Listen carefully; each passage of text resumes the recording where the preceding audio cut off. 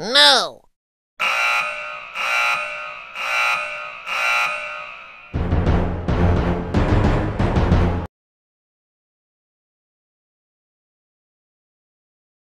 Parce que quand on regarde la nomenclature de la carte du monde, on se rend très vite compte que tous les pays développés sont des pays démocratiques.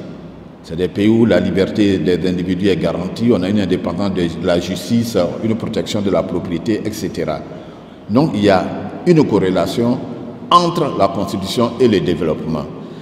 Alors que dans cette nouvelle Constitution qu'on nous propose, non seulement toutes les politiques de décentralisation n'y figurent plus, mais rien n'est dit sur la jeunesse, par exemple, alors que la jeunesse participe au développement.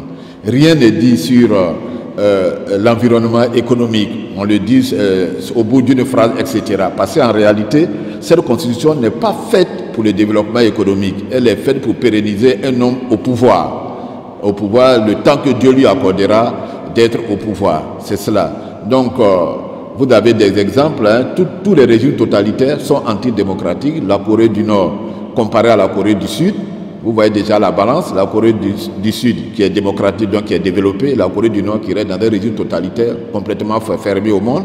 Historiquement, vous avez aussi l'exemple des deux Allemagnes, l'Allemagne de l'Est, l'Allemagne de l'Ouest, une Allemagne de l'Ouest développée, démocratique, et une Allemagne de l'Est où régnait un régime totalitaire qui ressemblait pratiquement à un pays du tiers-monde.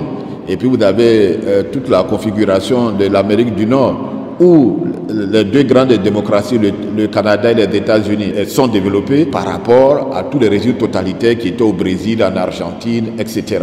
Donc c'est dire que une constitution de type démocratique provoque un déclic psychologique dans l'esprit de tous les citoyens, parce que tous se reconnaissent dans ce texte et tous ont pour ambition de faire avancer leur pays, là où une constitution de type antidémocratique limite les initiatives privées, décourage le monde des affaires, parce que bon, mais on y rencontre toute une confusion de pouvoirs qui ne sont pas de nature, qui n'est pas de nature à garantir les investissements privés tant nationaux qu'internationaux. C'est là tout le paradoxe et c'est là toute la contradiction de la constitution qu'on veut donner aux Ivoiriens aujourd'hui. Pour cette constitution, je donne un carton rouge au président Alassane Ouattara qui nous fait reculer de 20 ans en arrière.